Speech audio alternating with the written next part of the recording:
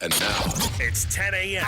Let's just get down to it. And it's time for your sports fix. Strap yourselves in, folks. From two guys who have covered the teams you're passionate about for years. We are professionals. This is Jake Scott and Ben Anderson on 97.5 The KSL Sports Zone.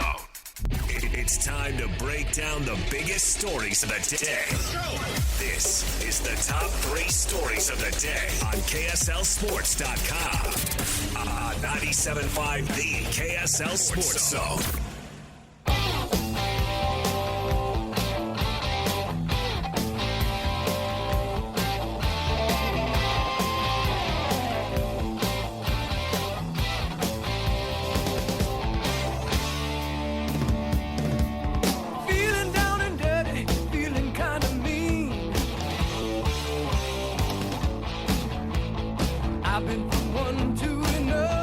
Jake and Ben, 97.5, the KSL Sports Zone. Jake Scott, Ben Anderson. Man, can you believe somebody with that filmography, Ben, was the governor of California for a brief time? Hans is tweeting about he has ranked Arnold performances. And I don't know if it's Arnold from cool factor, actual acting performance. He just calls it the Arnold hierarchy, which I'm glad he woke up and did this morning. I'm glad Hans woke up and was just like, I got to get out of bed. I got to get to a phone. Hey, listen, we're pretending that today is Wednesday because we're not working tomorrow. We've got Juneteenth off, which is super sweet. So we're going to do Win Ticket Wednesday today. What time do you want to do that, Christian? What, like 10:50, somewhere in there? All right. We've got Win Ticket Wednesday today. You want to do what you got? Oh, Wednesday on a Tuesday, as long as we're pretending that Tuesday is Wednesday? Absolutely. Why not? I don't know if I'm not up for Arnold, though. That's fine. We'll think of something. Yeah, we'll figure it out. I hadn't thought about it, but we'll throw something together. I'm just not that big of an Arnold fan, and I'm not into action movies. Okay. Like, what's the reheat movie it's a joke that it's a reheat movie and it combines all the action stars into one movie and they've made like 12 of them now. What is that? Untouchable? No, what's it called? Expendables. Like I had no Untouchables is no desire to see that. No, I never saw it. Who's the guy that started off as like Turkish in Snatch, who's randomly an action star? Jason Statham. Seeing those movies, he's in Lock, Stock, and Two Smoking Barrels too. Seeing those movies, I would never have looked at those and went, "That's an action star." And now he is. Yeah, he's big time. That's a budding action star. We always have that. We always have that guy. We always have the action star of the moment. So he's that guy now. He's one of them. There's always a handful. He's one of them. All right. The Rock. Christian's obviously into this genre because he was surprised I haven't seen like Predator. Yeah. That's what the post was saying today was like some anniversary, like 37th anniversary of Predator. So that's what I think is inspiring spawned. it. Yeah, that inspired Hans. I like the original Predator movie. So I think it's pretty cool. The new one's good too. The new one on Hulu is good. Prey, that one was good. It's very good. There's a new one. Get a new idea. Can we? This stop? one. So what they did is it's the first time Predator lands on Earth, and he's being fought by Native Americans. It's actually really cool, like bows and arrows and spears. Yeah. It's like, oh, this is pretty cool. It sounds silly, but it works really well, and it's pretty interesting. It's no sillier than 2 army guys going into the jungle and fighting Predator. Right. This is people selling their IP over and over again, and I find that annoying. Absolutely. Let's get some new ideas. Let's get some new blood flowing. The funny thing is, the people who like Predator may not want to watch Prey because it's got a female lead, and they're going to be like, oh, that's woke Predator. I'm not going to watch that. When you could have just been like, oh, yeah, it's this cool thing about this alien landing in the time of Native Americans, and they had to fight this alien. And people would have been like, oh, that's new, unique. We've never seen the action set at that point. Let's do that. So they might have undone themselves a little bit. But it's good. Prey's good. But they have built-in promotion because it already has a brand and all the on and on and for on. Sure. It's like George Lucas had to sell Star Wars, and when it did, it just has spun out of control. I mean, I even like some of the Disney Star Wars stuff, but can we all admit that we're just drowning in Star Wars? We got too much of it. Used to be sacred. It's no longer sacred. It's everywhere. But it's because Disney can't. Oversaturated. Because Disney wants that built-in advantage. They don't want to come up with a new idea. They're like, well, let's just reheat these old ones that everybody kind of loves. Well, maybe we do that. Maybe we do IP. Maybe we do. We draft IP. God, that sounds complex. Star Wars up there. You know what I mean? Something like that. Well, I don't know. Like how should we do movie franchises? Let's do that. Let's do franchises. Movie franchises. Franchises that we like, or that people like, or that are the best, or what? Just movie franchises. Whatever. However you want to. We'll do that. We'll do it. Draft movie franchises. 11:30. And we'll crank something together for sports. What if it's just a standalone movie, but you think it's pretty sweet, like it should be a franchise? You draft Ed Wood or something. We can talk rules during the break. We can talk specifics off air. Like the Tannenbaum should be a franchise. Okay. You know what I mean? If that came out now, that would be a 10-part miniseries. They could do a Richie. Right? Everyone gets an episode. Yeah, easy. They would easily do that. Okay. They wouldn't even have to get everybody back together. Although Gene Hackman has not acted in a long time. Have you seen him lately? Have you seen the photos of him at the gas station? Yeah. Rules. I'm so stoked. Yeah, he's doing it for sure. Good. Retire. Hang it up. Yeah, absolutely. Hey, we have a visitor, in the producer's What's studio. her name? Charlotte. Charlotte, I love your bear. Yeah, that's cool. That is awesome. How old's Charlotte? Thanks for visiting. 7. 7. Wow. Oh, very nice. Welcome. That is so cool. Thanks for coming in. The great Charlotte, everyone. That is terrific. We love it when we get visitors in the studio. I have an 8-year-old daughter, and you have a 6-year-old daughter. So right in the middle there. So that age, pretty sweet, by the way. Yeah, very cool. Yeah. All right. Cool. All right, we do have things to do. A lot to talk about today. Big sports day. Should we start off talking pro basketball or college basketball? Is there any difference anymore? Wow, I see. Get what I did there? I see exactly what you did. Let's go. Let's talk BYU's big recruit. Let's do it. And I'm trying to bring up all the details as KSLSports.com has been struggling lately. Kanon Catchings. Thank you. A top 40 recruit in the country. As of now, technically the highest recruit in BYU history. Yegor Dioman's higher, just as Dant. Doesn't have a ranking because he's an international player and they don't rank everybody on the planet, obviously. So as far as high school recruiting, he actually came from the overtime elite, which you remember is where Amin and Asar Thompson were playing. Yeah. Last year, and they were both top 5 picks. It's a goofy league. It's not a bad league. It's just a goofy league. You know, they do the thing where if you commit too many fouls, you go into a penalty box and you play 5-on-4. Like it's a little strange. I love that. It's a little strange. I love that. I tried to watch the Thompson twins last year a few times and just couldn't really tell if the league was good at all. There's players, and I've talked to some people over at the Jazz about the overtime elite, and they're like, no, it's good. It's got a bunch of NBA talent. The league's just weird, but it has legit talent. So that's a great sign. This kid is as talented as advertised, which is why he got an opportunity to go play overtime elite. And those kids also got paid early. So he probably has a little money in his pocket already, probably more than doubled that, I would imagine, landing at BYU. Was originally committed to Purdue, which is a great, great basketball school, and decommitted and ended up playing for Kevin Young at BYU. And the announcement came this morning. 4-star kid, but, right there on the edge of being a 5-star recruit.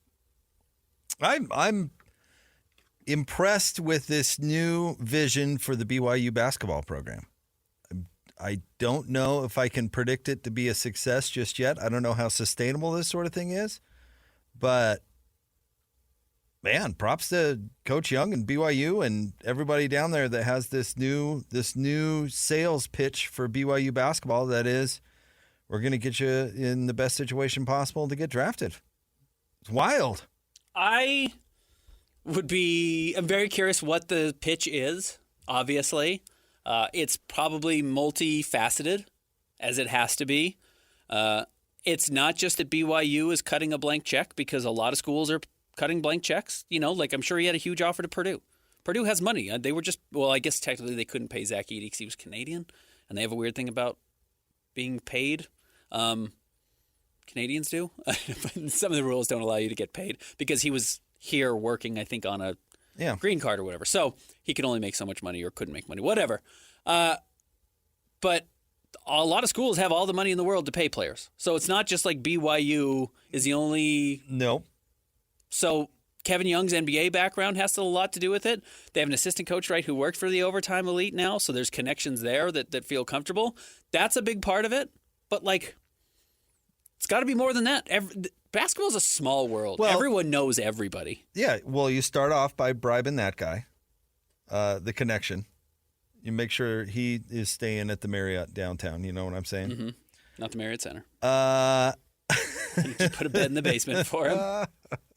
You have to be in the ballpark financially. We're going to let you stay at the Marriott. You have to be in the ballpark financially, but I don't think that's why they're landing these guys. I don't think so either. I think the NBA connection, is the thing and what they have to sell. And hey, think about this, Ben. Danny Ainge is involved in that program down there. Ryan Smith is involved in that program. Do you think, and I'm asking you this, I'm not trying to lead you, but do you think that Dennis Lindsey's connection to Baylor landed them recruits? Because I bet you it did. It probably doesn't hurt. A general manager in the NBA that supports the program that can say, Can show up randomly at practice. And you know what? I'm connected in the small world that is NBA. I'm connected with the agents. I'm connected with front offices. I talk to people. I can do a lot for you if you come to Baylor. Look at Royce O'Neal. Royce O'Neal now being taken care of on the back end. And Royce was good. Royce is a deserved NBA player. And got better Yeah. and played his way onto the roster. Deserves all the credit. But, yeah, if Dennis hadn't had an eye on him in college and thought, okay, this I like the cut of his jib and think he could be a valuable NBA player someday and wanted to be right about that because he loves his Baylor Bears, yeah, I bet Royce got a better bite at the apple than others. You know what I mean? And then you can go back to Baylor and even sell that. So don't underestimate that. I mean, hey, we've got a NBA GM and an NBA owner. They're big supporters of this program. They know everybody. They can introduce you to everybody. They can, even if you don't end up with the Utah Jazz, they're going to help you in that world and in that circle. I'm really curious about 2 one-and-done, potentially one-and-done. Now, look, projections now of who's going to be in the NBA draft next year are an absolute guess at best. And we're not going to wood for good health because that's a factor too. Like, I know Cooper Flagg is going to go in the draft. I know Amari Bailey, is that his name, going to go in the draft. Ace Bailey, excuse me. Ace Bailey is going to go in the draft next year. Those are the guys. A lot of these other guys, like Yegor Dioman, who's projected as a lottery pick, we have no idea at this point. The talent is there clearly. Right now, Kanon Catchings, and this, look, I'm reading this off of Jonathan Gavoni at ESPN, who's their main draft guy, talking about Catchings being a one-and-done player and potentially going in the first round next year. It's all over the place. We don't know in that sense, but do we recognize how rare it is to have 2 one-and-done players on one college team? It just does not happen. The teams that do it are Kentucky. Yeah, it doesn't happen at BYU. Baylor's got 2 this year. Kids it that are going to get happens drafted in at the first Duke. round. It's happened at North Carolina. It's happened at several places, but it doesn't happen a lot of spots. It doesn't happen at BYU. Interestingly enough, back the Utah team that went to the title did have 2 lottery picks on it, right?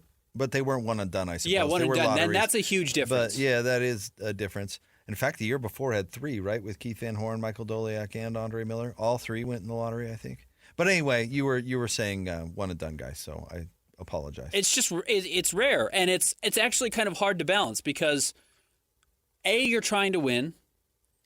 B, you're trying to highlight these guys so they get drafted because them getting drafted is good for your recruiting pitch. Like what you actually don't want is these guys coming and not playing well, right? And then hitting the transfer portal next year as he was a 4 or a 5-star kid who's now in the transfer portal looking for his next stop, which is not uncommon in college basketball. I mean, it's not uncommon in college athletics in general, but it's really not uncommon in college basketball. Those guys are all over the place. There's a lot of former 4-star kids, 5-star kids who sure. You see it in football. It's even more magnified there with like the quarterbacks and Elite 11 camp. Most of them stink. Right. Or end up stinking. Yeah. End up transferring 6 times. 10 times. Yeah, absolutely. Right. So that's kind of the weird, like, you're cutting off a lot of work for yourself right now. Kevin Young has all the talent you want. And look, if you want to compete in the Big 12, this is the type of talent you need to have, an investment you need to make. And I don't mean just exist in the Big 12. I mean compete in the Big 12. You want to be up in the conversation with Kansas and Baylor and the top of the top. This is what you have to do, and these are the players you have to have. But the work is just starting now, and I'm excited to see how Kevin Young handles it. Oh, you have to. I mean, with any truly great sales pitch, right? You have to deliver. Yeah. Yeah, I'm with you. You're going to have to develop these guys and help them put their best foot forward. And they obviously have a big part of that bargain too. But, BYU basketball doesn't land these dudes. No, this is the best offseason they've had since the LP3 and that conversation, and these kids are better. Certainly in the eyes of the NBA. Yeah, for sure. Mika had a couple of 10 days, maybe even signed a rest of the season contract, I think, in Sacramento. But he wasn't a one-and-done guy coming out of high school. No. None of those guys were. No, they weren't. They didn't end up being that great, and they didn't ever really perform at the level of the expectation. These are significantly better players. And not like a Brandon Davies situation where he could have gone elsewhere, but you were lucky that he went to Provo High and he was right there. Yeah. Yep. I mean, this is landing some dudes. I said this when we were talking about this very topic the other day, and I'll say it again. They better be being honest about what the honor code's all about and getting buy-in on that front. Because we've seen come to BYU, the honor code doesn't matter. You just have to sign it. Don't worry about it. I got it all under control. Yeah. Like, you can't. That's for them, not for you. Not for you, right? You can't be selling that because that's gonna really bite you. So hopefully they know what they're getting into from that standpoint and will adhere to the standard. But because that's always, if you're lying about it, it's super risky. If you're not, then it's kids agree to it going in eyes wide open. Absolutely. You can make it a productive environment for you. And college basketball kids don't have to be on campus for more than 10 minutes. So maybe it's a little different in that way, but I hope they're being honest about it. ESPN's mock draft for 2025, this came out in February, has Yegor Dioman going number 8 overall and Kanon Catchings going number 22 overall. So even before they were thought of as going to BYU, these are top guys. 25 kids for next year in the draft. All right. We'll see how it goes. I mean, it's Oh, it's fascinating. I can't wait to watch them. I watched Baylor Duke yesterday, just getting ready for draft stuff. And Baylor has Jacoby Walter, who was he was actually the 8th ranked recruit, so that's exactly where Yegor Dioman is. And this kid, Yves Missy, who is right there projected around 23, 24. I mean, it's exactly the same situation. You're going to have a guy hopefully in the lottery and a guy hopefully in the 20s, which is what Baylor did last year. And they were up and down. Baylor wasn't great, but they weren't terrible. But that's what you have to compete in the Big 12. And we talk about Baylor being one of the best programs in the Big 12. It's because of guys like that. And that's what you've got to continue to carve out. And look, Scott Drew is one of the best coaches in college basketball because he gets those guys. If BYU has that guy, you can keep competing. I'm excited for it. I can't wait to watch BYU basketball this year. Certainly the most excited I've been to watch BYU basketball probably in my lifetime. But young people want to play in the league. And if you can sell a conduit there, then that's something. It's probably been Kyle Whittingham's best recruiting pitch his whole life at Utah. Well, and the fact that BYU's now in the Big 12, where it's tough to sell that in the West Coast Conference, in the Church League. Although Gonzaga finds a way to do it, give them credit. But that's a tough sell in that league. Very difficult. It's a tough sell in the Mountain West. It's not a tough sell in the Big 12. You're going to be playing in the best league in the land against the best talent. Scouts are going to be there. Scouts are going to be at every Kansas game, every Baylor game. Now they're going to be at every BYU game. And you know what? It doesn't hurt that the Marriott Center sells out. It doesn't hurt that there's big, you can come here and be beloved. BYU fans love their sports. They love their athletes. All that stuff that Jabari Parker was scared of. Remember that? Mm-hmm. Didn't like being mobbed. When, do you ever wonder where these stupid narratives come from? Like, Jabari Parker was never going to BYU. Right. He did the visit out of a courtesy to his mom. Yep. I think it was because he comes from a one-parent LDS, one-parent not family, right? I think that's the story, that he did it and BYU fans gave him a great reception. And somehow the story came out that, BYU fans ruined BYU's opportunity to get Jabari Parker. How terrible is that? Yep. BYU fans who showed up and showed their enthusiasm for the basketball program actually cost them a chance to land this recruit. Who came up with that? Yeah. He was never coming here in the first place. He was never coming in the first place, but imagine. And I know he said, like, it was kind of overwhelming. That happens everywhere. He was so turned off by BYU fans. You know what that is? That's the and Ben, I bet you can maybe identify with this, but that's the adolescent son who's embarrassed by his family. Like, oh, the girl said no to me because she saw me with you at the movies or something, you know? Like, I asked her to the prom, and she said no because she saw me with you losers. We would have gotten Jabari Parker if it wasn't for how embarrassing you fans and your enthusiasm is. Oh, that sucks. Yeah. I feel bad for BYU fans. It wasn't your fault. It was not your fault. It was not your fault. And then, for a Jazz perspective, again, as I've said this for a couple of weeks now, it's just not bad to have these first-round picks hanging out in Utah for a little while. Well, thank goodness the fans didn't show up to their visit. Didn't know he was here. Thank goodness they kept that under wraps, because could you imagine? He'd be running to the airport if he saw how embarrassing the fans were and their undying support. How dare they? I do like that Kanon comes from basketball royalty. His aunt being Tamika Catchings, who's just one of the greatest WNBA players of all time. His grandpa played over a decade in the NBA. His mom played in the WNBA for a little while. They're dialed into the NBA. They're dialed into that world. That's where they have the connection. Yep. There's an endorsement for Kevin Young in there from somebody who knows somebody. I just promise you these guys all know each other. That's such an interesting play from BYU. Weird. It's savvy. Yeah, we'll see if it works. But super savvy. Never seen recruits like this down at BYU. Man, they usually show up looking like the pickup game at the Y. Right, absolutely. I've seen those BYU kids before. This is not them. No, but the recipe for success made a lot of sense. Like, BYU and the players that they're able to recruit, they're going to be more disciplined and they're going to play harder. And when they catch lightning in a bottle and have the best player in the country, they're going to have a chance to do something. We're the best player in the conference. I mean, think Hafa Arujo, where those BYU teams were pretty good because they had the best player in the conference. We're going to pair them with a super disciplined, good shooting, type of team, and that's the recipe.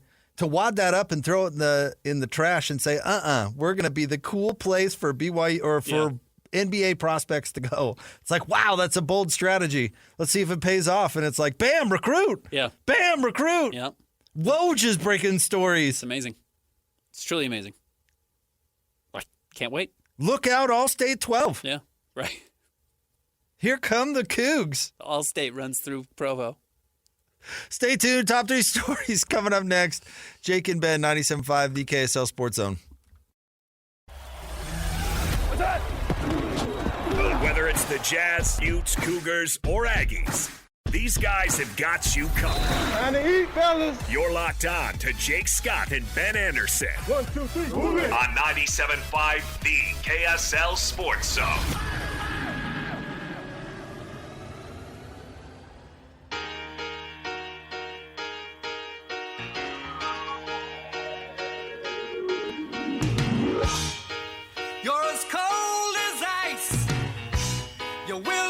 Sacrifice our love.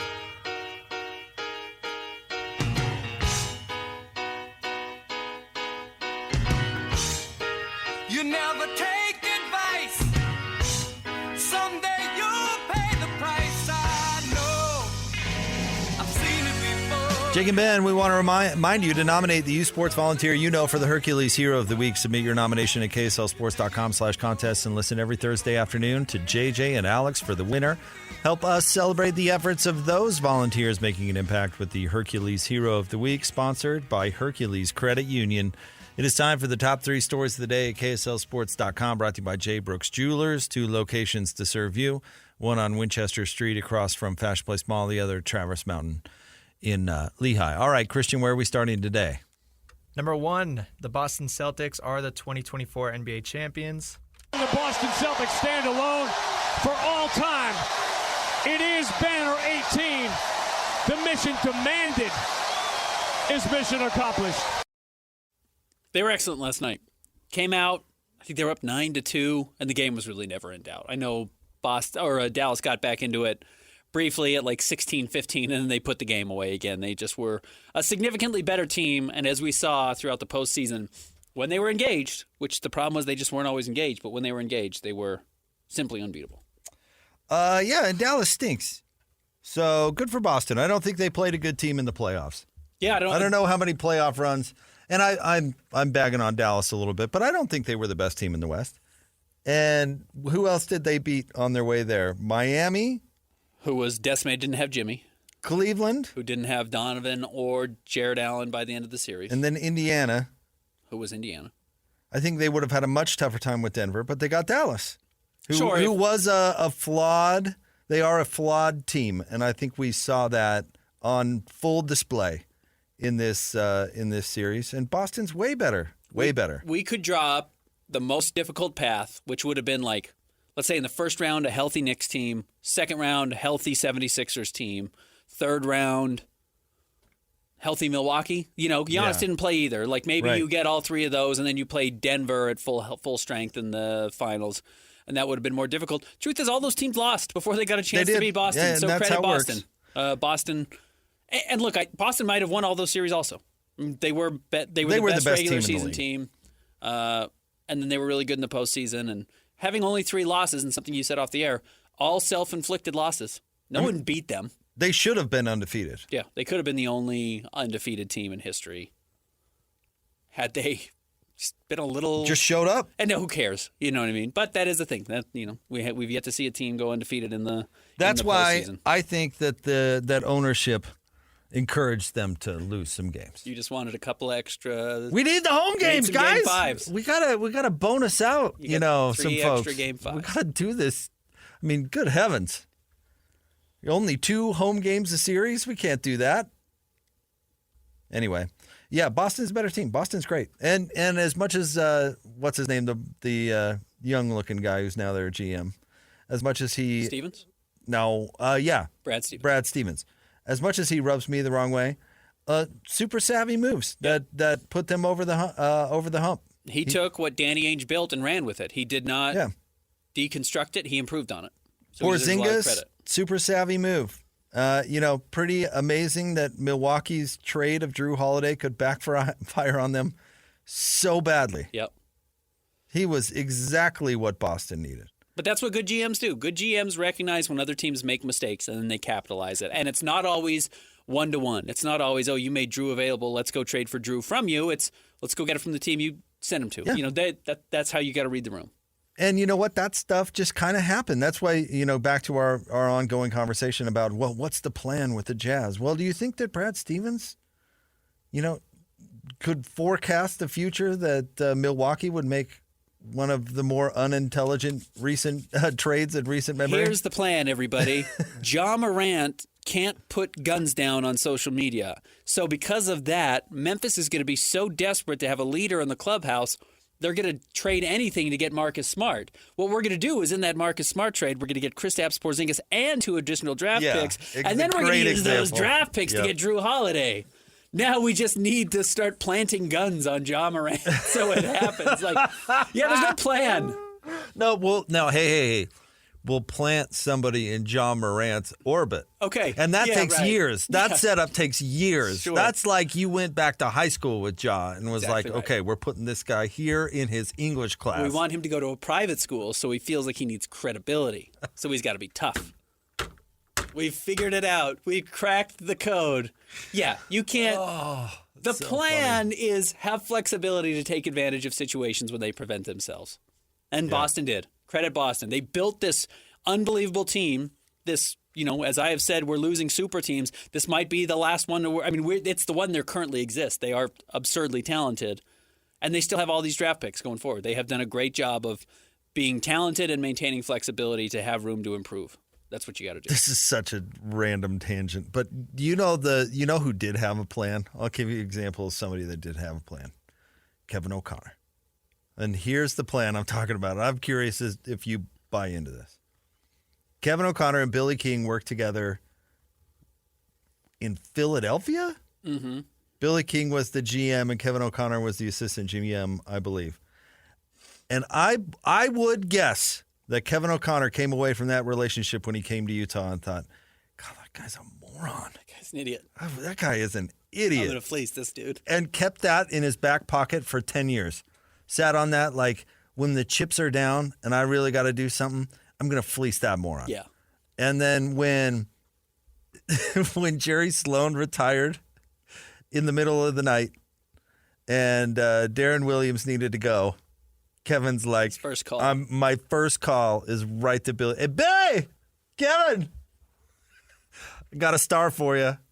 He is something. Here you go. That's I believe was a plan. Sure. I could see that. In all honesty, you know the guy you've worked with. You thought, oh, that guy can be taken advantage of. I know what his weaknesses are, so I'm going to take advantage of his weaknesses. But you gotta play that card at the appropriate time. It's like the British intelligence cracking the code in World War II. It's like you got to play that info just the right way. We can break down Boston more.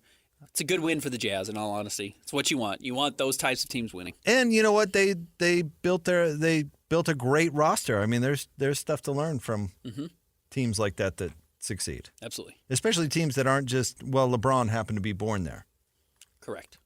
Or the Lakers. Now, I know Boston is a historic franchise. They've won a title since 2008. It's not like people are clamoring to get to Boston. Agreed. All right. What's next? Number 2, Jeff Van Gundy is joining the Clippers staff. I think we've seen the end of the Clippers. I think the Clippers Think it's over? run is quickly coming to an end. I like Jeff Van Gundy, actually, but Why does this signal the end of the Clippers, though? I'm very curious. It doesn't seem desperate. Like, I've always liked that Tyronn Lue has kind of had all these, I don't want to say tricks up his sleeves, but like Tyronn Lue just always felt like he had a lot of control over what's going on. I don't know if I understand Jeff Van Gundy coming in. It just kind of feels like when you start, you know what it is? You know when TV shows jump the shark and they start adding like celebrities just to boost their ratings? This is what that feels like to me. I 100% think this has nothing to do with the Clippers and everything to do with Jeff Van Gundy. Okay. I saw, and I'm not sure where I saw it. I'd love to give credit, but I saw an interview with him. I think it was yesterday. It might have been a couple days ago, where he talked about the upheaval that he's had in his life over the last year. Getting fired from ESPN was only the tip of the iceberg. He had, and God, I didn't watch it. It's one of those you kind of breeze past, but I did watch it for a second. I mean, he talked about how his son, which is his last kid, is leaving home and how they're empty nesters. And I don't want to say there was some sort of, he lost some friends. He lost like his best friend. Stan Van Gundy's wife took her own life. I mean, that's his brother. Right. You know, there's a lot of trauma in his life. He's had this crazy last year that has been really chaotic for him. I would bet that he thinks he needs something to do. Needs something in his life to provide some fulfillment, and probably just called Ty Lue and said, "Hey, are you looking for somebody who can come in and coach a little bit and help you with your team?" And I bet Ty Lue said, "You mean have the great Jeff Van Gundy on my staff? Absolutely." Van Gundy is not actually the reason why the Clippers are falling apart. The Clippers are falling apart because the Clippers are falling apart. They're old. No, they can't stay healthy. I think this is a Van Gundy move. I think this is a Van Gundy, like, I need something in life. He probably told Ty, like, hey, I'm not looking to be a head coach again. I'm not interested in that kind of grind. I just want to work with players. I want to be in basketball. I want to be in basketball, and I think I could bring value to your staff. I'm sure Ty Lue said, yeah. Like you and I were talking about my good friend Doug Wright off the air. If Doug called me and said, hey, I just want to contribute to a show. Yeah. I want to jump on. I want to be a part of it. Yeah, all that stuff. I'd be like, yeah, Doug, yeah, come on. Anytime you want to do it. You know what I mean? Like, you don't say no to that kind of experience and that sort of thing. I think it's Van Gundy at a crossroads in his journey. I hope that's what it is. I hope it's not angling for the head coaching job. I wish he'd still be at ESPN. I thought he was a really good agree with you. Game analyst. I thought he was great. The Van Gundys are notorious for doing things to the media a little bit like Doc Rivers does. You know, they talk to the media a little bit too much and talk out of turn, which can be an easy thing for an assistant coach to do, talk out of turn. So I'm curious how it works. I'm not a big believer in the Clippers. I like Ty Lue a lot. You know what's a good example? Utah women's basketball with Juddy just floating around. Oh, you like that? An experienced coach like Jeff Judkins come in and work with my... Sure. Yeah. I wouldn't say no to that. All right. What's next? Number 3, Rory McIlroy announced he's going to take a brief hiatus. Sounds like he's going to golf this weekend in the Travelers Championship, but is taking a break after that. He is stepping away. He posted a very lengthy comment on social media talking about his collapse at the U.S. Open. Congratulates Bryson, but then just says said it's the worst day of his 17-year career. He's got to step back. I have tried very hard, Ben, as you know, very hard to like Rory McIlroy and get on this train because I like how he's stuck up for the PGA Tour and he's shown some guts and that sort of thing. Now, it's going against my better instincts because I am still angry at how he treated my girl, Carolyn Wozniacki. I'm not cool. Okay. I'm not cool with that. Okay. You can't break off an engagement via text. That shows low character to me. Okay.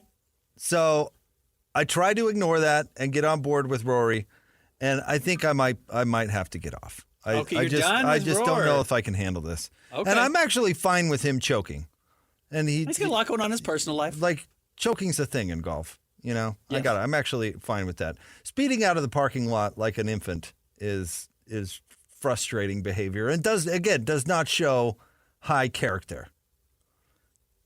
Let's read the statement. And now he's taking time. You know, I can't handle it. Like, through his tears, he writes this statement and then says, you know what? I'm going to take a break. Should I read the whole statement in the crying voice, or would that get annoying? That might get him. Okay. Because it's long. It's like 3 paragraphs long. Yesterday was a tough day. Probably the toughest I've had in my nearly 17 years as a professional golfer. Firstly, I'd like to congratulate Bryson. He's a worthy champion. Yeah, you're right. This is too long. I can't do that forever. Especially with your pauses. He's a worthy champion and exactly what professional golf needs right now. I think we can all agree on that. Thanks for that aside. As I reflect on my week, I'll rue a few things over the course of the tournament. Mostly my putting. The 2 missed putts on 16 and 18 on the final day. But as I always try to do, I'll look at the positives of the week that far outweigh the negatives.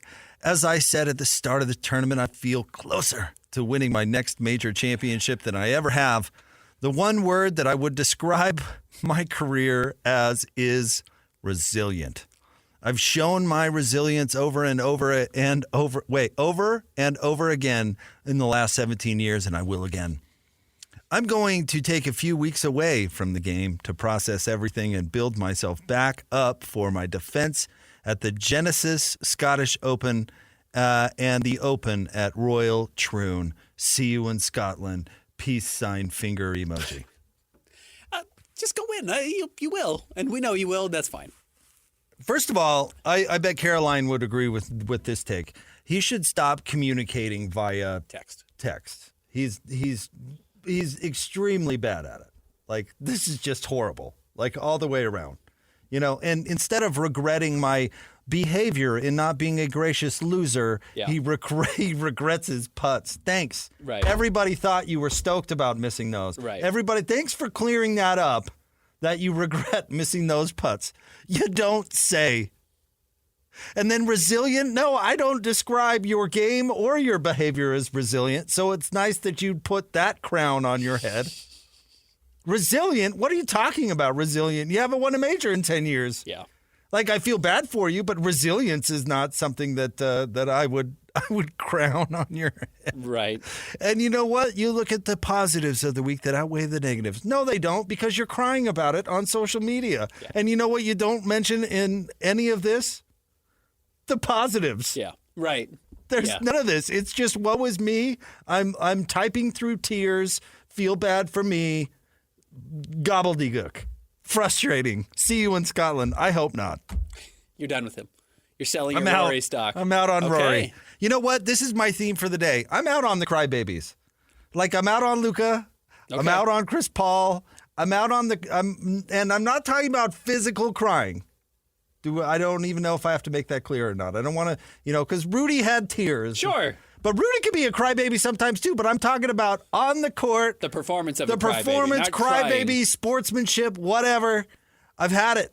I've had it with the crybabies. I'm done. Rory, take some time off. Good. Fight back those tears. Hopefully you can get it together while you're rolling in your millions of dollars on your private plane. I hope that you can somehow get the emotional support you need to play the beautiful game of golf. How many toes would you cut off if you could be a professional golfer and live that lifestyle? I'd cut off all 10. Yeah, I might go 9. Just have one. Your normal guy out there would cut off all 10 toes. to be in your situation. So you know what? You came up short. Like the rest of us. We come up short. It happens. Deal with it. Get yourself together, man. My Atlanta. All right. You should be happy his marriage is back together. He's had a good week. He finished the second. Positives way outweigh the negatives. You made $2.5 million over the weekend by finishing second at the U.S. Open. Your marriage is on. Life's good. Go play a little golf. So damaged. I couldn't possibly make it to these tournaments. I should have done the whole thing in the crying voice. I wonder how many tune-outs we would have gotten. 100%? Has anyone gotten a 100% tune-out rate ever? I'm going to take a few weeks away from the game. More Jake and Ben coming up next. Stick to process around. Everything and build myself back up. The KSL Sports Zone.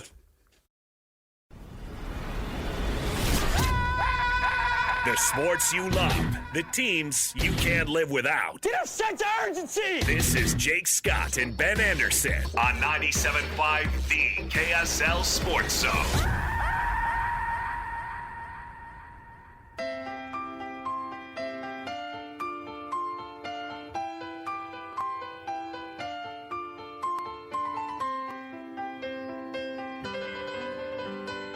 I'm sailing away. Set an open Jake and Ben. doors. 97.5, the KSL Sports Zone. Jake, Scott, Ben Anderson. This segment brought to you by Peach Doors and Windows. Amazing home transformations begin with Peach Doors and Windows, where 5-star reviews are the norm. Call them today for your free in-home estimate. 801-566-1255. Ben, it's Tuesday, but we're not going to be here tomorrow, so it's kind of a Wednesday, and we're going to give away some tickets. Be the 12th caller right now, 801-575-ZONE. 2 tickets to go see Styx and Foreigner at Utah First Credit Union Amphitheater June 26th. Tickets will be sent to you via Live Nation. I've never seen either of those bands. No? I bet it's a good show. Yeah. I mean, bands that have been around that long usually know what they're doing. That's my experience with it anyway. They found a way to continue to have success. 801-575-ZONE. Caller number 12. Call in now. It's a little late in the segment, but we should talk about what success looks like for BYU next year. Happy to talk more NBA basketball as well, because the finals wrapped up. But you've put together these amazing puzzle pieces. You got to put them together, and what does that look like? So I think there's a lot of routes to success next year for BYU basketball. What do you mean? It doesn't just mean winning your first round of the NCAA tournament. No. But you said there are a lot of routes. I'm curious to what you meant by that. Yeah, maybe we should talk about that next. There are a lot of different ways I think you could claim next season's a success for BYU. Okay. But there's a lot of that also means there's a lot of ways to fall short. We'll get into it. Coming up next, stay tuned. Jake and Ben. Don't forget, since we're pretending today's a Wednesday, we're going to do What You Got Wednesday at 11:30. 97.5, the KSL Sports Zone. Who's got it better than us? Your home for the best sports coverage in Utah. You're listening to Jake Scott and Ben Anderson on 97.5, the KSL Sports Zone.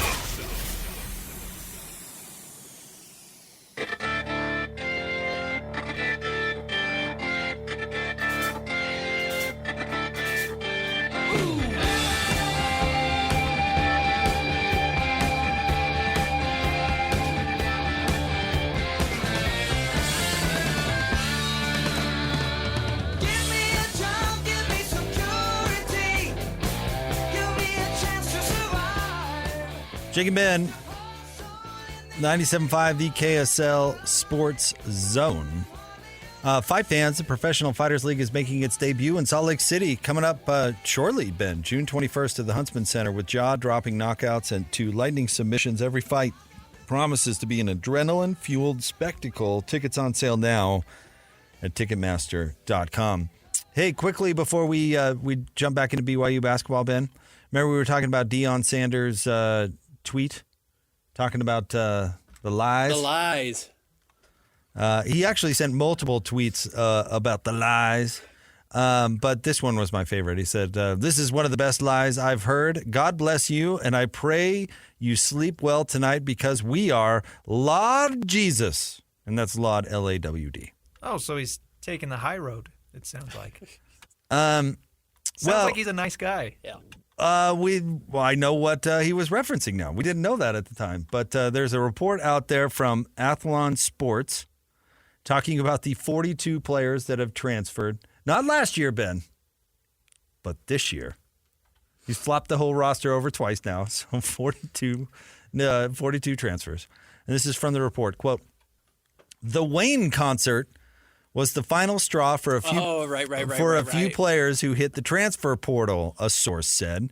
When Coach Prime told us we all had to be there to support Shadur as a rapper, they were not happy at all. To be honest, it was nothing but a huge distraction, and Daddy Ball was being played, unquote. I had heard that rumor that Dion made all the team go and watch Shadur rap with Lil Wayne or to open for Lil Wayne or something. This is so funny because this is one of those things where Dion runs to say fake news, you know.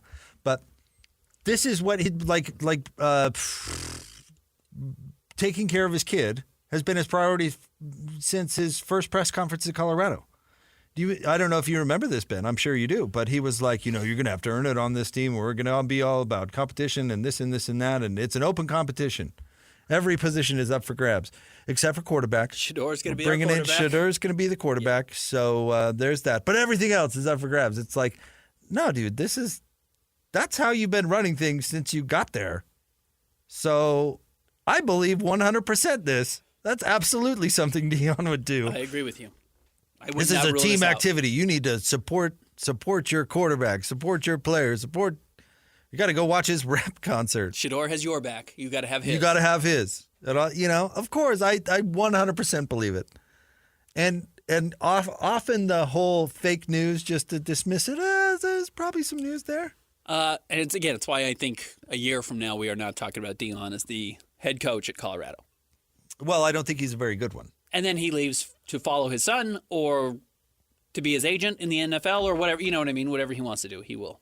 He will not be at Colorado post Shador. I don't think. I mean, he's the ultimate stage parent, right? And he's exactly what we talk about with a lot of coaches. You hire the coach who brings the kid.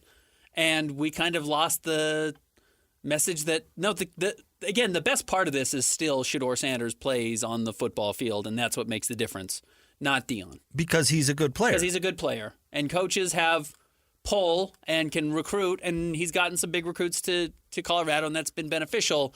But ultimately, you need a guy who's going to make some magic. What did they open the season with? Was it Nebraska? Who did they? And everyone's like, no. They beat is it TCU? Yes, it was TCU, defending champion. So runner-up. And Shador had a big performance, and we all thought this is it. And then they beat Nebraska, and then they beat Colorado State, right? And then by the end of the year, we realized all of these teams are terrible. Well, then they came close against USC, and everybody's like, "Oh, Dion!" And then they lost every game from there, right? Yeah. Then they lost out for the rest of the year, and Shadur barely survived because they were so bad. And then they blamed the offensive line and cut them off. All right, let's talk BYU basketball. Hey, I tell you what, if one of these recruits has a rap show, the teammates better be going. If Kanon Catchings has a rap is opening for Lil Wayne or something, you better be there. Who's the rapper in BYU? James the Mormon? Was that his name? What was that guy's name? Something like that. Yeah, you better be there. You better be there. Yegor, front row. You better be there. You know, if TJ Fredette, because he was a rapper as well, if you remember, if he had a show, you better believe that everybody was there. You know what I mean? Tyler Haws was front row. What does Kevin Young have to do next year to be successful? Because his first month on the job has been as successful as any coach in the country. Well, after promoting somebody's rap career. Correct. Is that what you're saying? After becoming Don King. Yeah. Okay. I think you got to compete to win the league. Okay. Bar none. I mean, this is how Baylor and Kansas do it. They land these big-time recruits, and then they compete to win the league every year. I mean, if that's the recipe you're going with, you're not going with the develop, players and become a veteran, older squad. You're going to go with young, hotshot recruits. Well, you got to win immediately. So, yeah, you got to compete to win the league. to predict the NCAA tournament is often so random. I sometimes find it frustrating to say, well, this better be an Elite Eight team. Because the tournament, by definition, is crazy random. You know what I mean? Uh-huh. So I think that's tough to quantify this far out. Or even right going in almost. But I think it is absolutely within reason to expect them to compete to win the league. Okay. They're bringing enough back. They're adding this type of talent. Why would the expectation be any different?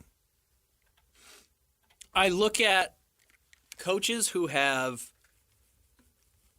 brought in huge talent and not won a whole lot. And I don't want to put Coach Calipari in this conversation because he's won a whole lot. Lorenzo Romar at Washington comes to mind. Remember, he always had NBA players, lottery picks, first-round picks. I don't remember a lot of really, really great seasons at Washington. Made the tournament probably, 5 out of 7 years during his prime, but then by the end was getting big Seattle recruits and not doing anything with them. I'm giving Kevin Young the benefit of the doubt that he knows how to coach. Absolutely, so am I. See, some of these college coaches that just cheat all the time, they have no idea how to coach, but they can land the best, Calipari isn't a good basketball coach. No, he's not. That's the delicate part about college sports, Great recruiters, great coaches, sometimes aren't one and the same. And sometimes you have a coach on staff that doesn't even know what sport he's coaching, but can drop off a bag of money to some parents, and so all of a sudden he's on staff, And I know things are different, but the skill set it takes to be a good college coach is often deeper than just know how to coach. So I would hope BYU hired somebody that didn't just have a good game plan, but actually knows how to coach. Mark Pope, better coach or better recruiter? I'm going to say coach. I think so, too. He got some good recruits, though, last year. BYU. He recognized what he needed for his system and then put those guys into place. But created a really good game plan for what he had. And he had plenty, but he definitely maximized it. I think he's a good coach. I think that's fair. Kevin Young is a better recruiter than Mark Pope has been. So far, even at Kentucky, Mark Pope has not gotten the same freshman talent that Kevin Young's been able to get at BYU. But I'm guessing he knows how to coach. I mean, we'll find out. And I'm sure there's some adjustments to the college game that he's going to have to make because it is a different game. I mean, you're not going to run in there and play like the Phoenix Suns. So, I mean, he'll have to figure that out. But I'm assuming he knows how to coach. BYU basketball last year, let's just reset just so everyone kind of remembers actually where they were and what it looked like. 23-11 overall. Killed it in non-conference. Was great in non-conference. 500 in conference, a little bit better. They were 10-8 overall. Unbeatable at the Marriott Center. 16-2, 3-7 on the road, 4-2 in neutral site games. Well, non-conference doesn't matter because you're going to schedule basically undefeated non-conference because now you don't have to worry about beefing up your league schedule. Yeah, so why would BYU schedule anybody? You're going to play your tournament where you might get a team or two, and then that's going to be it. So they're going to have a great non-conference record no matter what. In league, they could improve on that. Yeah. Again, we have to see these lottery pick recruits or whatever. I told you, UCLA had 3 projected first-round picks last year, kids coming over, and don't have a single player in the draft. So there's room for failure in all of this. 23-11, I think, is absolutely a bar that I would set for BYU to improve on. 23 wins, and NCAA tournament non-negotiable. Got to make the tournament.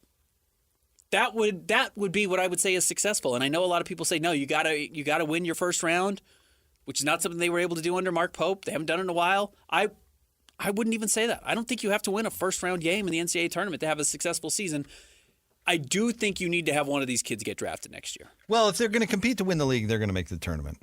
So, yeah. I mean... So that's non-negotiable. And then again, debating over how many games they have to win, it's so, I mean, you can think of individual matchups with BYU where they got one of the Jimmer years, I think they got Texas A&M in the first round. It was the worst possible matchup they could have gotten. Texas A&M was an underachieving team and at the time was the biggest team in the darn country. Yep. So predicting that stuff I think is stupid. And I actually think it's kind of dumb. If you're the 6th place team in the Big 12 but you managed to back into the tournament and actually get a win. Did you have a successful season, or did you just fluke out a game?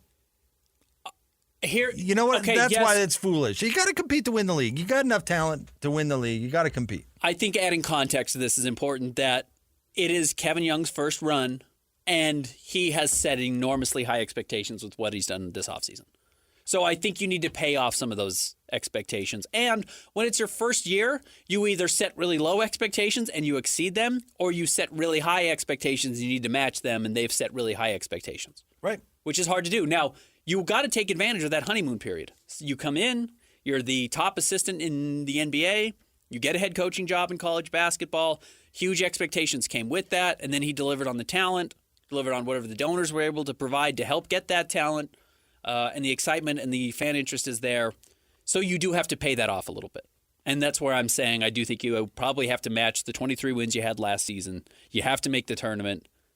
Well, and you probably need to get one of these when guys you say back. honeymoon period, what do you exactly mean? As far as with the fans or expectations or what? Because I don't think there is a honeymoon period for expectations. No, he could have set the expectations a lot lower had they not gotten these players. But I don't think that fans are going to turn on him in year one regardless. No, I totally agree with you. So I what do we mean by honeymoon period exactly? I mean, from a perspective of can you continue to land players of this ilk, you probably have to pay it off.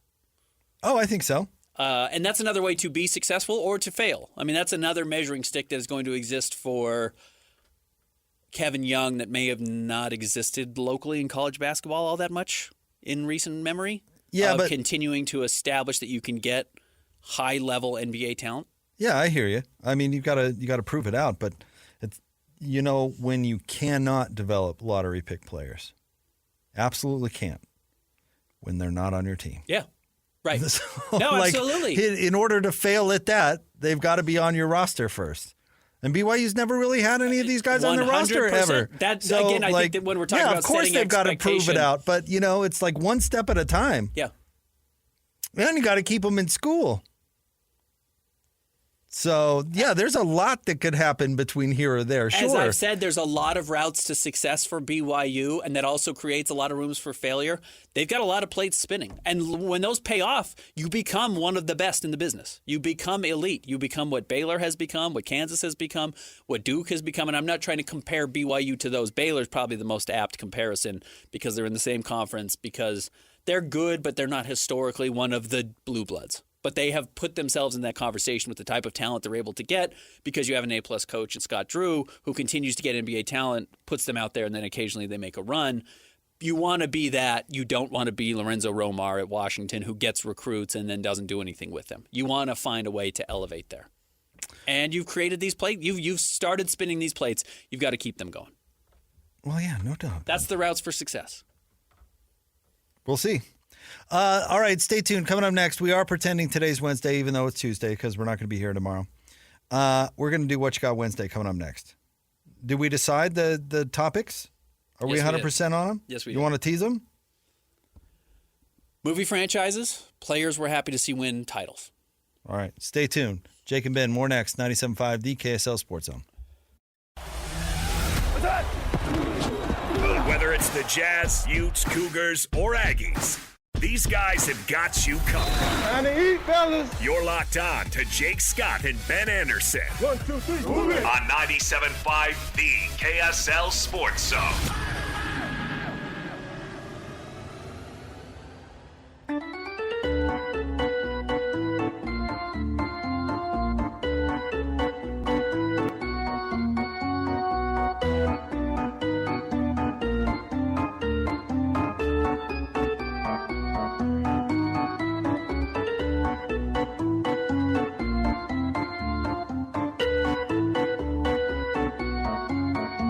Jake and Ben, 97.5 the KSL Sports Zone. Join the zone for Hanson Scotty's Day of Adoption in partnership with the Humane Society of Utah. Just $12.80 adoption fees all day on June 25th. Plus, we'll be there live at the Humane Society in Utah in Murray from 10 to 3. Bring home a furry friend on Hanson Scotty's Day of Adoption.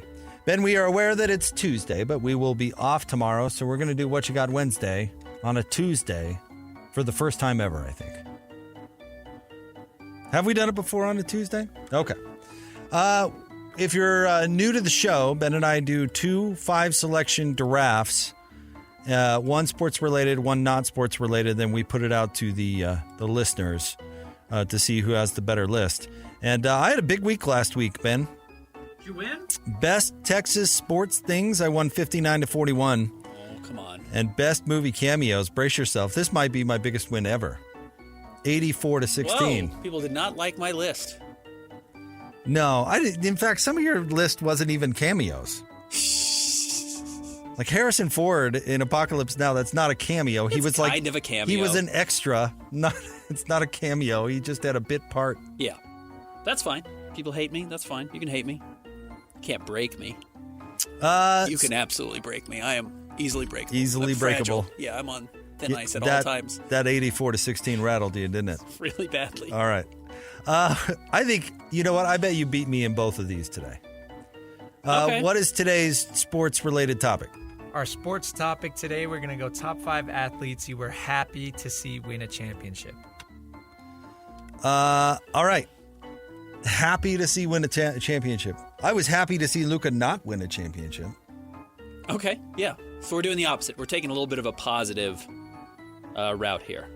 Now, let me ask you this quick. Do we have to name the specific championship or just a general you like to see them win a championship? Like you enjoyed watching them win a championship. Do you know what I mean? Sure. I will let you pick whatever you want to pick. I'm not going to be super specific with the rules. So I'm up first. As always, is there an obvious number one choice? No. Christian, obvious number one choice that comes to mind for you? No, I think there's a lot of good guys out there. This is pretty, everybody's going to have their own opinion. And I think that's kind of right? what we're thinking. The good guy, we're glad this guy won a title. Good guy wins a title.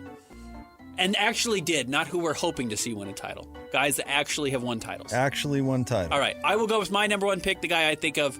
Give me David Robinson. Breaks through That's in a good the example. late 90s, 99?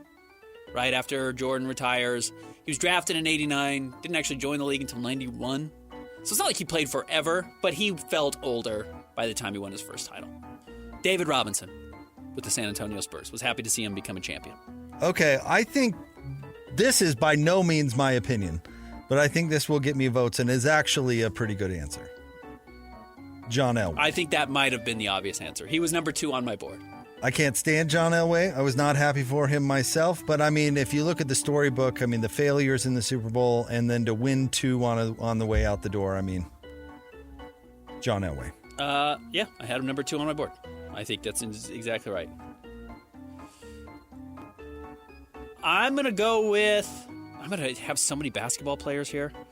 I'm going to go with Dirk Nowitzki. I thought it was really cool to see Dirk break through. I actually didn't like Dirk all that much early in his career. I loved his evolution and the title he did win, beating Miami, breaking through after they had lost to Miami, right? It was very cool. I thought that was pretty darn cool, seeing Dirk establish himself as one of the all-time greats. All right, Ben. See, this is where, okay, so Andre Agassi. Okay. Now, see, this is where it's complicated. I don't know if this gets me votes, but I don't know. So Andre was the pretty boy tennis player that could never break through. Uh-huh. And then he finally broke through at the 1992 Wimbledon, which was his worst major. That was his worst surface. He didn't even play the year before, and he had all these struggles. And then I specifically remember that win from my childhood. But then when he won again, I mean, he won a few majors until 95, and then he had his downfall. And when he won again in his comeback in 99, that was incredible. When he came back bald, I'm going Andre Agassi. Okay. Overcame a bunch of bad stuff, bad marriage, drugs. Like to see that story come back and win. Andre Agassi. I'm going to go with a name that a lot of people actually don't like, but I thought it was kind of cool because it felt like a redeeming factor. He was a great player. Is he the number 1 overall pick? Give me Ndamukong Suh. He won with Tampa Bay in 2020 with Tom Brady. You know, he'd just been one of the dirtiest players in the NFL. Legendary Nebraska, right? Yeah. But kind of up and down, and I was really happy to see him break through. I actually thought that was a really cool story. Oh, just a terrible answer right there. I might win this. Yeah, I might not get a lot of votes for that. No. I don't want to just do all NBA players. I'm going to go with Reggie White. Okay. Legend forever. Played in Philly forever. Yeah. Signs a free agent deal of all things in Green Bay. Not afraid of the cold, Ben. And then gets over the hump with Brett Favre. And might be the greatest defensive player of all time. And taken from us too soon. Yeah. Unfortunately passed young. But a dang legend. And a good guy. The whole thing. The minister of defense. He was awesome. Reggie White. Yep. I'm going to go with Justin Verlander, who was the best pitcher in baseball for a decade in Detroit. And Detroit's awful. And stuck with them and stuck with them and stuck with them and couldn't win. And then went to, even though I hate that it was with the Astros, right? He broke through with the Astros. And ended up marrying, what's her name? The swimsuit model. He had an okay, he's had an okay life. Kate Upton? Kate Upton. He's had an okay life. He's done fine for himself. Surefire Hall of Famer, World Series champion, at least one. Kate Upton. They seem to like each other. So give me Verlander. God, these are... What pick is this for Jake? Is this 4? Is this 3? This is Jake's 4th pick. Okay. So you've got one more. I've got one more. Jim Valvano. Oh, okay. That was cool. It's a coach, not a player, but that's fine. Does it have to be a player? I'll give it to you. I was thinking coaches. I'll give it to you. Running around, jumping around like pure joy. Jim Valvano. I'll give it to you. Great champion. Very cool to see it. Real raw emotion. Real raw emotion. I have no problem with that. I'll go with my final pick. Again, I'll go back to the NBA. It's kind of an easy well. I was happy to see Gary Payton win a title with Miami. I thought that was really cool. Remember, he had been in L.A. with Carl. Kind of got overshadowed on that team with that Kobe Shaq team with the mailman. But then went to Miami and actually hit a big shot in the fourth quarter of, I think, the deciding game. So I was happy to see Gary Payton win a title, like Gary Payton. All right, my final, which this I am not endorsing personally, but I think it's a good answer for a couple of reasons. I'm going to go with Phil Mickelson. Okay. Phil was the Karl Malone of golf forever. Yes, a lovable loser. The best player never to win a major. I mean, he didn't win a major, I don't think, till his late 30s, early 40s, maybe. Ben, I'd have to fact check that. Go back and look at it. But he was that forever. He lost to Payne Stewart. Speaking of Pinehurst, he lost to Payne Stewart in that, extra holes, one of the best, finishes to a major in golf history. And then the other reason I'm picking Phil is because he has one of the most ridiculous celebrations ever, right? That jump where he made it about half an inch off the ground. Yes. Just looked ridiculous. And now he's doing roundhouse kicks and kicking beers off people's heads. Well, I think he was embarrassed by the jump, and he was like, "Oh, I gotta get in shape. I gotta do something." Yeah. That jump was. I gotta have a better celebration. Yeah. Phil Mickelson. Review. Ben, you had the first overall pick. You went David Robinson, Dirk Nowitzki, Ndamukong Suh, Justin Verlander, and then Gary Payton. That's not a bad list. I'm okay with that list. Jake, you went John Elway, Andre Agassi, Reggie White, Jim Valvano, and Phil Mickelson. Probably should have taken Kevin Garnett. Kevin Garnett's big breakthrough. The fakest celebration ever. That would absolutely eliminate him from consideration. Yeah, I'm not sure. Immediately. I'm not sure. You know who I was honestly really happy to see win a title? Was Rasheed Wallace. I love Sheed. I'm a huge Sheed fan. I was happy to see Giannis win. He wasn't super old or anything. Yeah, Giannis would have been a good one. Pretty satisfying one. Yeah. Agreed, and his performance was legendary. But yeah, it wasn't the breakthrough. I do like that he stuck with his own team forever. But the same goes for Dirk. Giannis would have been a good pick. Yeah. By the way, this is all inspired by Al Horford winning a title last night and having played the second most playoff games in NBA history without winning a title, second only to the mailman. So congratulations to John Stockton for moving back up to number 2 on this list. Whatever. He won 2 in college. Agreed. Am I going to feel bad for him? No, I'm with you. No, but it is fun. It was inspired by a conversation. Players you love to see lose and players you'd like to see win. And Al Horford, we decided we'd like to see him win. All right, what's our non-sports topic? Our non-sports topic today is going to be top 5 movie franchises. Top 5 movie franchises. Is there an obvious number one? I think there is. Okay. Yeah, I think there is. You have the number 1 pick. Give me Star Wars. It kind of started franchises, right? Kinda. The idea of like these mega epics that are going to have 1, 2, and 3 parts. And then I thought it was so cool that they didn't come back and oversaturate the market with it for most of my life. And they have since done that. And it's much less cool than it once was. We will never regenerate the buzz, Christian, you weren't alive yet, of what Star Wars coming back in 1999, 2000, 2001. Like what that felt like was unreal. I have so many joke ones that I want to pick that would get me no votes, but it would be funny. Okay. God,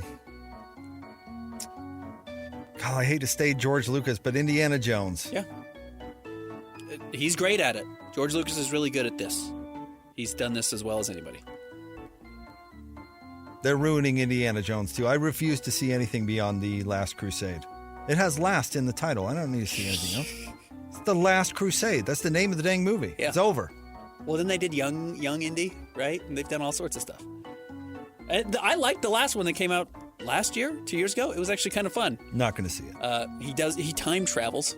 But, you know, they've always been magical. There's always been an element of magic to it. Not going to watch it. Doesn't matter. Doesn't exist in my world, Indiana Jones.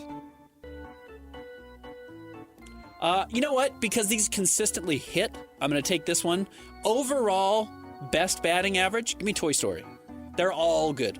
Every Toy Story movie is really good. Even the one with Kelsey Grammer. Even the one with Kelsey Grammer. He was the bad guy. Who could show up in another draft here. Iconic voice. One of the best. Ben, I'm going to take the other Star franchise. Okay. Star Trek. I've never seen any of the original Star Starring Trek me, movies. Bill Shatner. I've never seen any of them. What? They're great. Wrath of Khan, I've never All seen. that stuff? Yeah. The one where they time travel back to the 80s? That one's my favorite. I should see it. I should watch those. I've never seen any of the Christopher Reeve Supermans either. Which everyone says the first and second of those are A+. But everybody loves what's the one with the bald guy?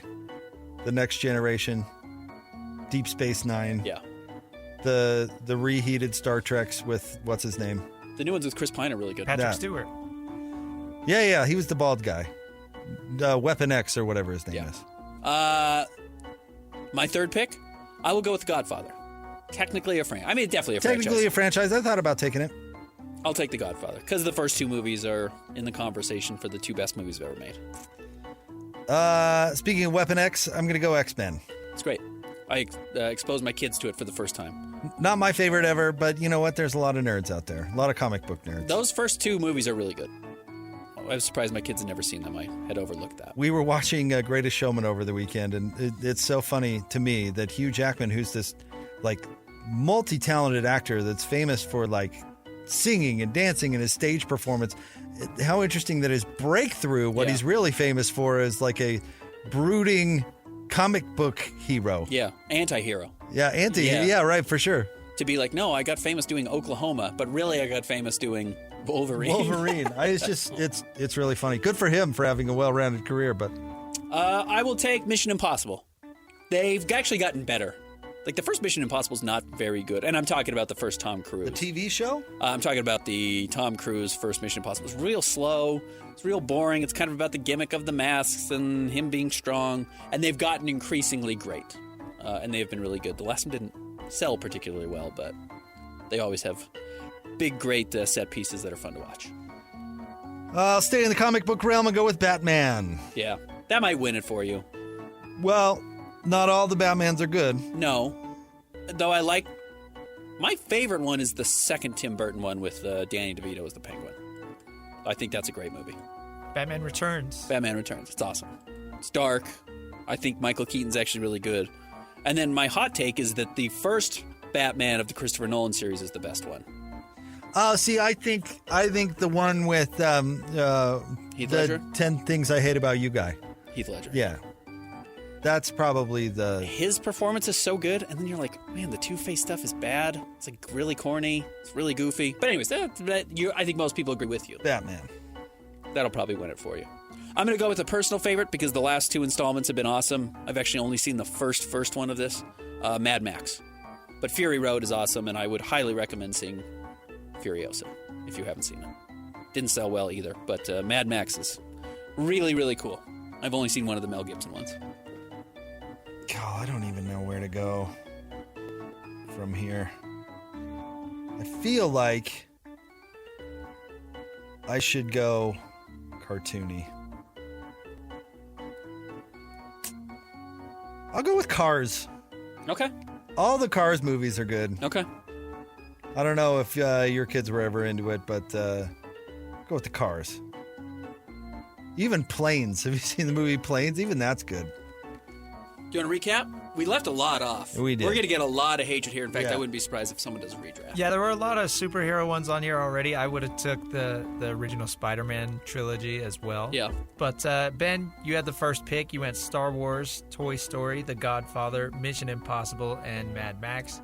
Jake, you went Indiana Jones, Star Trek, X-Men, Batman, and Cars. So 2 really good lists, I feel like.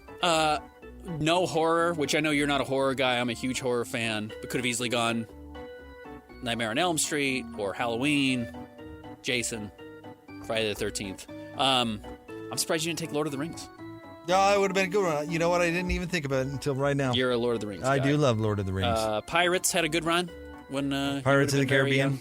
Die Hard, Alien, John Wick. Right now, I love Alien. Man, give me Alien. But I went a little more summer blockbuster. You know what's a good series? Planet of the Apes. So there's a lot. James Bond. There's a lot. There's a lot of great movie franchises. James Bond. We left that on the board. Yeah. Or Sherlock Holmes. Fast and the Furious. I'm not a huge Fast guy. No. But Hard pass there. All right, stay tuned. We wrap up Jake and Ben. We'll get those up online for you to vote. Coming up, 97.5, the KSL Sports Zone. The sports you love, the teams you can't live without. Sense of urgency! This is Jake Scott and Ben Anderson on 97.5, the KSL Sports Zone. Two amigos on the airwaves, talking sports. They got him Matrix and also loves his tie-dye. Ben's got style with his scarves. Oh my.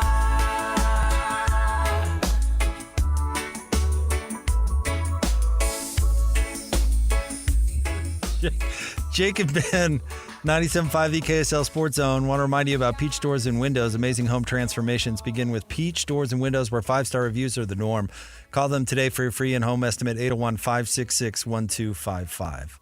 Have you seen how ridiculous that Landon Donovan looks? Yep. Well, he got a hair Have you transplant. seen that going on? Yeah, he got, so the aggressive hair transplant. he got the plugs and is going out in public looking like this. Yeah. Can you imagine? Well, he did the TV, and I guess the guy who did the transplant said, yeah, it won't show up on TV, with the assumption that you were only going to face forward. But that's not how TV works. You don't just sit square. You turn your head, unless you're A.J. Hawk. You do actually move your head from side to side. A.J. Hawk just stares straight at a camera for 3 hours right at us during looking our show. dumb. Yeah, just a dumb looking guy. I have no idea if he's smart or not. But I don't it's know just what like, the hey, back you- of his head looks You like. sit there and look dumb. Well, and if you're an analyst at a At a table, panel. yeah, right. You turn to look at your fellow analysts. And it exposed the back of his head. And I don't know, Ben. I still have most of my hair, I think. So maybe I'm not allowed to have these opinions. But Landon, just go high and tight, dude. Yeah. We watched you play. You were losing your hair 20 Then. years ago. Yeah, right. Yeah, we got it. It's all right. When you were missing penalty kicks in important moments, we remember that. You didn't have a lot of hair then either. Just go high and tight, dude. No, but It's cool. He's laughed about it on Twitter. Yeah, no, he's being a good sport about it, sport but about it. it's all right. Yeah. It's all right to our balding brothers and sisters out there. Lean in. Do you? I'm trying to think of what's his name, Will Smith's wife, Careful. You don't know who's going to step in here and slap you. Jada Pinkett. Yeah, I met her once. Oh, did you really? Uh-huh. Huh. Like most celebrities you meet, very short. Did we do a bald draft? I think we did a bald draft early in our Best bald people. Yeah. Isn't Hey, that- speaking of best bald people, okay, shout out happy birthday to my father. Oh, that nice transition. Very complimentary. He's been bald my whole life. That's he awesome. leaned into it. Yeah, he didn't. He never ran away from it. No, that's great. Yeah, what are you going to do something nice for him? We'll go do a little cake later.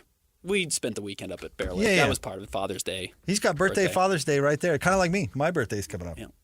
Easy to match them together, right? Oh, yeah. You What's just the get distance? just get him one gift for My sure. birthday's June 5th, so we passed mine recently. And then Father's Day is always right in the middle of the month, right? It's in that 18 to 13, 14 range.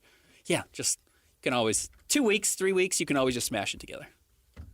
Unless it's me, and then I want multiple gifts. You want both. Your next week, you gonna be gone? Yeah. You'll be gone. Thank goodness. We'll talk about you while you're gone. I'm sure you will. Be nothing but flattering stuff. Hey, I was nice to you while you were on vacation. Thank you. Were Ask you? Christian. I wished him well. I like every day. It was one day in this last case, but all right, Ben. You enjoy your day, sir, and enjoy your day off tomorrow. Hey, happy birthday to our boss Nate too. Oh, it's Nate's birthday too? Yeah. Hey, All it's the a big good birthdays. day. Nate has his hair. It's a big birthday day. Stay tuned. Hanson, Scotty G. Thanks, Christian. Coming up next, 97.5, the KSL Sports Zone.